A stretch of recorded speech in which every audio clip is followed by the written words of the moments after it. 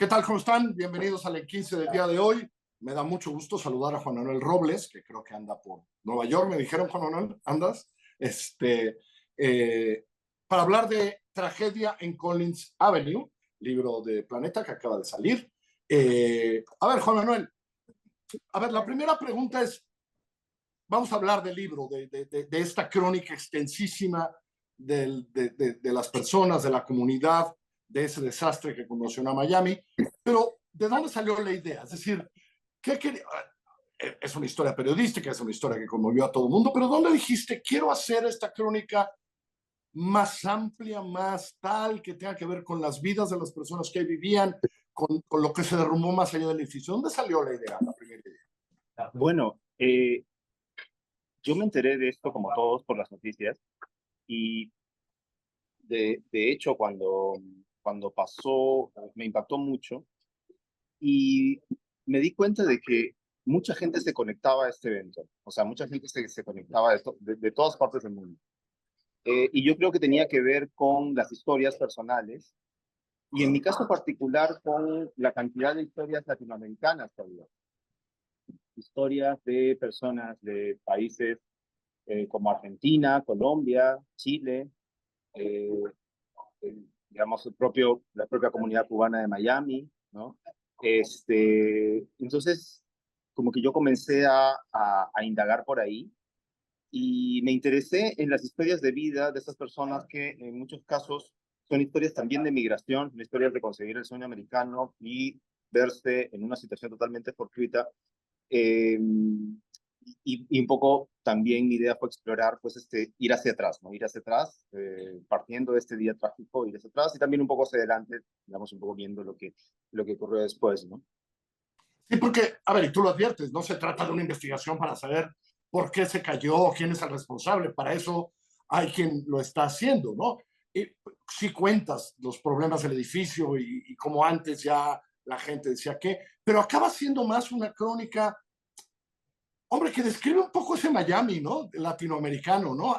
Acaba siendo una historia de ese nuevo Miami, bueno, nuevo quiero decir, porque fue cubano hace muchos años, pero cada vez hay más latinoamericanos, Sí. más tal, ¿no? El libro pinta esa comunidad a final de cuentas, ese nuevo Miami, ¿no? Totalmente, totalmente. Yo me di cuenta de eso y como tú bien dices, pues ese Miami, el antiguo Miami latinoamericano es el Miami cubano, ¿no? Que tiene su propia historia, incluso previa a la Revolución Cubana, eh, y que pues es una historia de los últimos años de exilio, de éxodo, ¿no? De un escape hacia una vida posible mejor, ¿no? Eh, pero yo me di cuenta de que en muchos otros casos, bueno, me hice esta pregunta, ¿no? Yo soy peruano, pero esta pregunta se puede repetir en otros países latinoamericanos, incluso Claro. en México. ¿Qué pasa cuando, por ejemplo, viene un gobierno que amenaza con nacionalizar las cosas y pues volverse pues, más o menos socialista y eso? Digamos, un sector de la comunidad, todos hemos escuchado que dice, uy, no, nos vamos a Miami. Nos vamos el primer avión y nos vamos a Miami.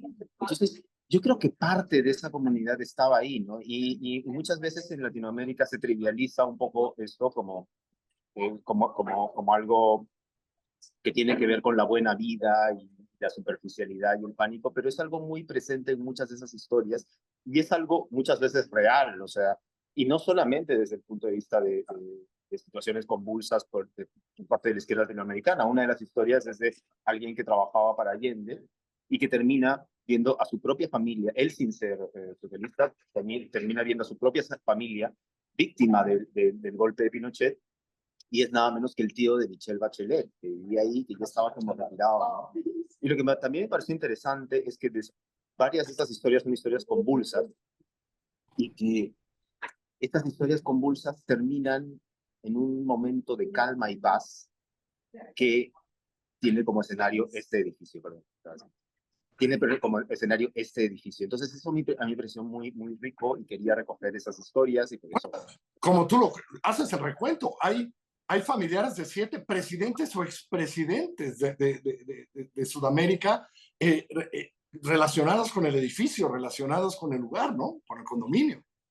Sí, eso fue algo que a mí me llamó mucho la atención. No digamos, una coincidencia pues confirmé muchas veces, porque a mí no me gusta caer en las teorías de conspiración ni nada, no quiero decir nada con esto, es una simple coincidencia, pero que sí a mí me parece que da una idea del perfil de las personas que estaban ahí, ¿no? Y bueno, esa es, digamos, es un poco, esa historia es la historia también de ese Miami que se llena de dinero, y se vuelve la capital, también, digamos, la primera capital mundial del narcotráfico a comienzos de los años 80, justamente, digamos, una de las manifestaciones materiales de esa bonanza son edificios como estos, ¿no? Como este que pues está hecho pues, rápidamente con ganas de ganar mucho dinero. Eso, porque además, esa es otra cosa que ahora sí que derrumba la crónica y tu libro. Es decir, esta explosión del boom inmobiliario en Miami, estos edificios que un poco se piensa, ¿no? Así como la gente piensa, no, pues me voy a Miami porque ya llegó tal presidente. No, es que en Miami estos edificios deben estar muy bien hechos. Pero tú vas haciendo la crónica de cómo no exactamente, es decir, hay una mentira anterior, ¿no?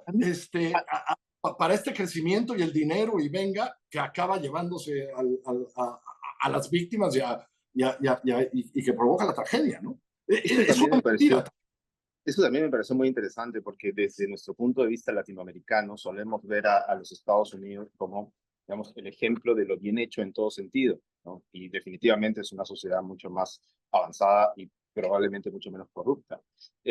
Pero Miami es distinta, primero que nada, y segundo, uno se va dando cuenta, y por eso me pareció interesante la historia de Claudio Bonnefoy, que es un chileno que se va dando cuenta de que Miami, muchas de las formas en que se trabaja, muchas de las formas en que los gobiernos locales trabajan con los contratistas, pues nos recuerdan a eso que tanto conocemos, que es América Latina, ¿no? Entonces, la historia de Pues lo cómo sabemos de memoria, ¿no? lo sabemos de Sí. memoria, y es como, oye, pero esto es exactamente lo que creo que es, y cuando ves las investigaciones, porque los estadounidenses tienen un gran periodismo que investiga las cosas, y cuando ves esos esquemas, son esquemas pues, que luego conocemos en Latinoamérica mucho, ¿no? Entonces, la historia de este edificio también es esa historia, ¿no? Es esa historia de regulaciones que no se siguen,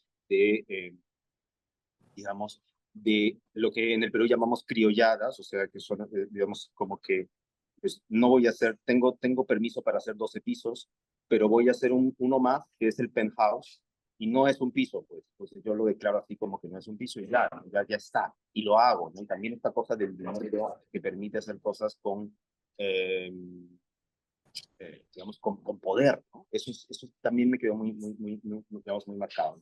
Entonces, a mí me parece interesante eso, cómo pues todo se vuelve una réplica de la que ya conocemos en un mundo pequeño que también es un paraíso, ¿no? Y eso es No, interesante no, también está decirlo, claro. porque mucha de esta gente pues tenía estas historias convulsas atrás y llega a este momento de paz y calma en un lugar soñado, que esa es un poco la idea de cuando uno migra, cuando uno sale, cuando uno se va al exterior. Y me llamó la atención porque esto no lo sabía de lo que había leído, pero tú lo cuentas muy bien al principio, cómo los residentes ya tenían señales de que algo no estaba bien, ¿no? Correcto. Y, y, y cómo no pasa nada con eso. A final de cuentas, ¿no? Pasan los días y pasan los días y acaba sucediendo ¿no? Es decir, las Es que, señales, las, es que yo creo, claro, el que eso edificio también es advierte, una, pues, ¿no? sí, eso también es una cosa que podemos ver nosotros, en la que podemos identificarnos nosotros como latinoamericanos, ¿no? El que pasa algo, sí, pero pues podemos dejarlo, sí, hay que arreglarlo, pero pues vamos a arreglarlo cuando se pueda, ¿no? Con el problema adicional, que sí es una cosa muy de Miami, Estados Unidos, que los presupuestos son enormes, son gigantescos, son sobrevaluados siempre, y en el caso de este edificio, una de las cosas fatídicas fue que 2 años antes se había hecho otra recaudación especial, en otra cuota extraordinaria, que dicen otros partes, eh, y era para embellecer todo el área del lobby, para hacer, digamos, cambios cosméticos, para cambiar los marcos. Entonces, para que veas lo confundidos que puede estar un grupo de propietarios en un momento y luego en otro. Entonces, es interesante cómo algunos veían esto y algunos preferían no verlos, y algunos, los que habían entrado, los que habían comprado departamentos en los últimos años, simplemente no lo veían porque estaban fascinados con el edificio, o sea, estaban fascinados con un edificio tan bonito, moderno, pero no una Sí, que cosa... cumplía sus sueños de esto es Miami, Y ¿no? cumplió sus sueños y que, pues, que es como cuando ves una pequeña mancha de vejez, ¿no? Es hasta algo, algo bueno, ¿no? Algo vintage en el buen sentido, ¿no? Entonces no lograron ver esos signos y quienes lo vieron y cuando lo vieron ya era muy tarde. De hecho, lo que sí hay que decir es que ni siquiera la empresa que hizo toda esta evaluación pudo, digamos, estaba en condiciones de prever que algo así de malo iba a pasar. Ahora, hay que decirlo, porque el libro es sobre todo sobre personas, sobre seres humanos, quiénes eran, cómo vivieron los días anteriores, cómo vivieron ese día terrible, ¿no? Porque la concentración, y así está estructurada además en los capítulos, son personas. Y eso hay que decirlo, ¿no? Sí, Te interesaba esa comunidad, esas personas y lo que vivieron, ¿no? sí, yo soy un escritor de crónicas, soy escritor de ficción también, novelas, pero en la crónica he escrito más perfiles. A mí me encanta lidiar con personajes, Con seres humanos. alguien, ¿no? Con seres humanos, con sus aspiraciones, las aspiraciones que nunca son, nunca son casuales, siempre tienen que ver con algo muy importante para esa persona, por más que nos parezcan superficiales, ¿no? No hay anhelo más válido que otro, ¿no? Eso también me parece interesante verlo, ¿no? Digamos, esas historias en principio parecen pues historias superficiales de gente que vive bien y que quiere vivir más bien, y quiere vivir mejor, y quiere vivir al lado de la playa. No es solo eso son historias profundas y eso se ve en el libro y eso es algo que te enseña la crónica, que nada es lo que parece, ¿no? Tanto Así es. cuando hablas de personas como cuando hablas de inmuebles y eso. Y entonces, claro, yo he tratado de contar las historias y que en, en el ruido de fondo, en el background, se vaya viendo la historia paralela de estos edificios, de este edificio que también pues, digamos, tiene relación con otros edificios y que van a formar parte de la catástrofe también, ¿no? Sí, Entonces, que tiene significado, ¿no? Que es ese significado. Se nos fue el tiempo, pónganse a leer, ya está a la venta en todas partes, Tragedia en Collins Avenue, el desastre que conmocionó a Miami, Juan Manuel, que te vaya muy bien. Muchas gracias por esta conversación.